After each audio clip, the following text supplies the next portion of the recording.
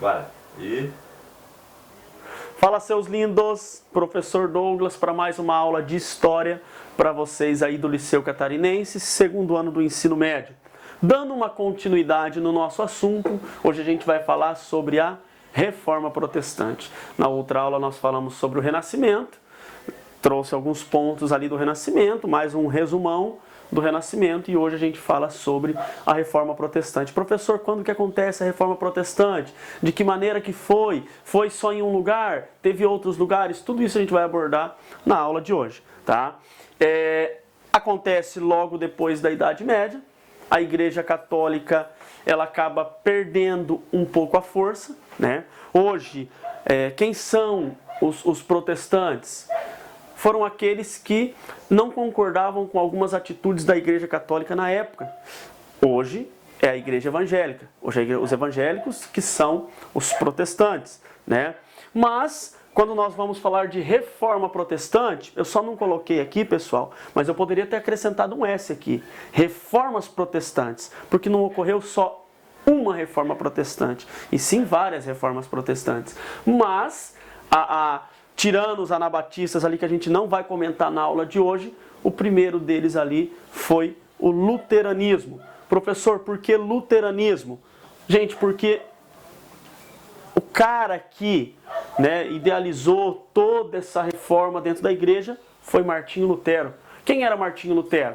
Martinho Lutero era um teólogo de dentro da igreja. Ele era de dentro do clero. Gente, só para vocês entenderem bem, nessa época, a Igreja Católica, ela passava por um momento meio delicado da igreja. Por quê? Porque a igreja estava corrompida. Primeiro, não existia uma formação para o clero. Não existia uma formação assim mais formal para o clero. Então, eu sou um nobre, eu tenho posses, eu posso entrar no clero. Eu dou aquilo que eu tenho e entro. Então, não tinha assim uma formação para isso, tá? E outra coisa, os padres, da época, eles estavam bem corrompidos. Até o pessoal do alto clero, eles estavam bem corrompidos. Acontecia muito, tá? Entre eles ali a questão da prostituição. Acontecia muito a questão de bebedeira. Sério, professor? O clero, a igreja, mulheres, bebida, é isso aí mesmo, gente. A igreja estava bem corrompida. E aí o estopim para que Martinho Lutero se revoltasse contra a igreja na época foi a questão da venda de indulgências e de coisas sagradas também, utensílios sagrados para a igreja. Então, a igreja, o que ela fazia? Por que ela estava vendendo indulgência? A igreja entra em crise, porque ela vem com um projeto ambicioso. Qual foi esse projeto? A construção da Basílica de São Pedro. É aquela do Vaticano, a mais famosa da Igreja Católica. Eles vêm com esse projeto ambicioso, eles começam a construir, mas vai muito recurso, tá, na construção da Basílica de São Pedro. O que acontece? Aí eles vão tentar suprir isso de alguma outra forma. E aí vem a venda de indulgências. O que era a venda de indulgências, professor?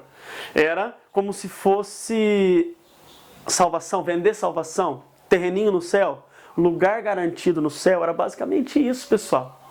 Tá? Chegava lá, e aí, qual que é o teu pecado? Ah, o meu pecado é tal coisa. Tá? Tudo aquilo que é contra as práticas da igreja. Então, eles davam ali, reza tanto, e tem que pagar tanto. Tá? E agora, você já está salvo. Teu lugar já está garantido no céu. Martinho Lutero se revolta com isso. Martinho Lutero, ele não concorda com vários pontos e aspectos que aconteciam dentro da Igreja Católica.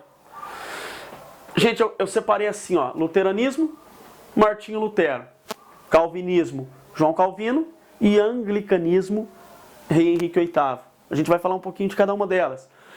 O luteranismo aconteceu onde? Na Alemanha, tá? Martinho Lutero, revoltado com tudo isso que eu já falei para vocês, ele pega, escreve 95 teses, tá? 95 teses, pega essas 95 teses e prega na principal basílica que tinha na Alemanha. Ele prega bem na porta, bem cedinho, para que todos os fiéis que chegassem ali na basílica, eles vissem aquelas 95 teses de Martinho Lutero. Tá? Uma das coisas, aí eu posso até citar algumas dessas teses, que dessas 95 teses de Martinho Lutero. Uma delas era a salvação pela graça. A salvação era de graça, não tinha que vender como a indulgência eles vendiam. Salvação era de graça. Aí ele falava do princípio básico da salvação. Crê no Senhor Jesus, será salvo tu e tua casa. Tem vários versículos bíblicos que mostram que a salvação é de graça e que a salvação não tem um preço como a igreja estava colocando na época. Tá? Então, era uma dessas 95 teses. Tinham várias outras ali que depois, se vocês quiserem em casa, deem uma pesquisada. Abram lá 95 teses de Martinho Lutero. Vocês vão ver que tem algumas coisas ali bem interessantes relacionadas a esse tema. Tá? Então, o que acontece? Ele foi o primeiro também, para quem não sabe, na época, a maioria das pessoas eram leigas. O que é isso, professor? Analfabetas. Elas não tinham estudo, não sabiam nem ler e escrever. E a Bíblia, para quem não sabe, na época, era em latim. E até as reuniões, as missas que aconteciam, eram em latim. Então, eles poderiam falar o que eles quisessem para o povo na época, que o povo tinha que engolir, tinha que aceitar, mesmo não estando nas Escrituras, mesmo não estando na Bíblia. Mas o que eles falassem ali, o que a igreja falasse, virava lei, porque o povo não sabia ler. O que Martinho Lutero pega e faz? Ele traduz, ele é o primeiro a traduzir a Bíblia do latim para a língua local, que no caso era o alemão. Então ele acaba fazendo essa tradução da Bíblia para distribuir para o povo ter acesso à leitura. Mas aí aconteceu alguma coisa que também ajudou. Gente, se vocês não sabem, na época, para reproduzir um livro, era um trabalho muito árduo. Vocês imaginem, comigo aqui, peninha, tinteiro, palavrinha por palavrinha da Bíblia, traduzindo. Isso durava meses, chegava até a durar anos para traduzir uma Bíblia. Só que aí o que acontece? Martinho Lutero ele contou com a ajuda de uma invenção da época, que foi a prensa, né, de Gutenberg. A prensa, o que foi? Foi a primeira impressora, vamos dizer assim. Dessas, professor, que a gente vê com tinta, com coisa, mas não desse sentido, né, gente? Não existia nem a energia ali, né, para ligar a impressora, mas era como se fosse um carimbo. E agora eles conseguem reproduzir vários livros em pouco tempo. Como que era? Era mais ou menos assim, eles iam produzindo por páginas. Pegava a página 1, eles organizavam toda a página 1 ali.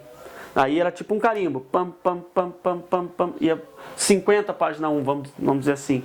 Página 2, organizava a página 2, pam, pam, pam, 50 páginas 2. Então, isso aí contribuiu muito para que essas ideias de Martinho Lutero fossem difundidas pela Alemanha. Se não fosse essa invenção também, ele não conseguiria atingir nem o próprio bairro onde ele morava. Mas começou a ganhar corpo, começou a ganhar essa reforma. E aí chega na Suíça com João Calvino. João Calvino, professor, também foi uma reforma protestante? Foi a mesma coisa do luteranismo, foi a mesma coisa, só que com alguns aspectos diferenciados. Né? Aí vem as ideias de João Calvino. Uma das coisas que eu posso destacar do calvinismo é a questão da predestinação absoluta. Como assim? João Calvino ele acreditava o seguinte: algumas igrejas que saíram do luteranismo, a igreja luterana mesmo que existe até hoje, algumas igrejas que saíram do calvinismo, a presbiteriana, que muitos conhecem, tem na cidade, em toda a cidade aí tem uma igreja presbiteriana, tá? Até a igreja, os prussianos também vieram do calvinismo, tá?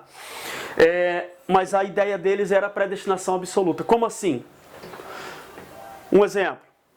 Eles já achavam que, na Bíblia tem uma passagem que fala dos 144 escolhidos, bababá.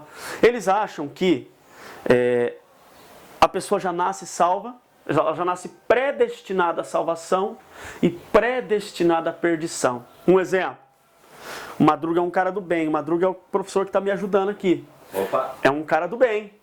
Eu considero ele um cara legal, embora muitas pessoas não considerem. Mas eu acho que ele é um cara legal, que ele faz coisas boas.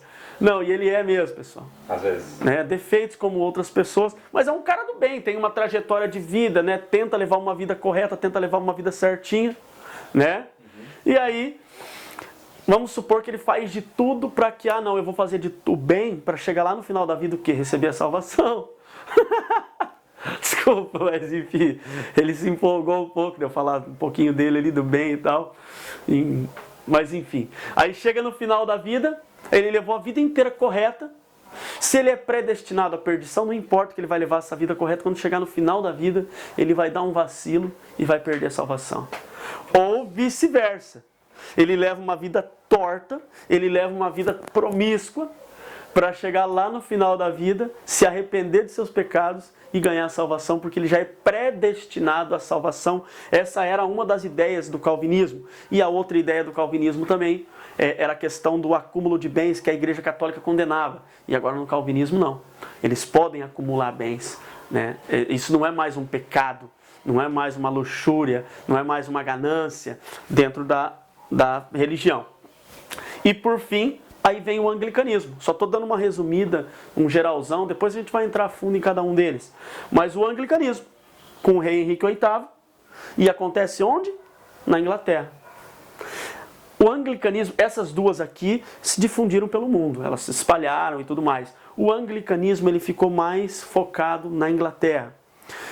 Vou contar a história bem rapidinho, porque aqui eu acho que é uma das histórias mais interessantes, porque tem um pouquinho de aventura, traição, drama, romance, enfim, envolve uma série de coisas dentro do anglicanismo. Mais ou menos assim, o rei Henrique VIII era um cara mulherengo, feinho que dói, mas era mulherengo, era rei, né? Podia ter a mulher que ele quisesse. Essa era a vantagem de ser um rei também. Não sei se é vantagem, sim. Mas enfim, né? Era uma vantagem que os reis tinham, né? Mesmo sendo feio, mesmo sendo barrigudinho, mesmo tendo 1,70 m. Professor, eu estou identificando o senhor com o rei Henrique VIII ali. Meio parecido mesmo. Mas não sou mulherengo, só para ficar bem claro isso. E aí, no anglicanismo, ele tinha uma esposa, o rei Henrique VIII tinha uma esposa, que era Catarina de Aragão. Tá? Ela era filha do rei de Aragão, então por isso Catarina de Aragão. Casamento na época todo mundo sabe que era mais arranjado, era questão de poder e tal. Então ele tinha essa esposa, só que essa esposa só dava para ele filhos.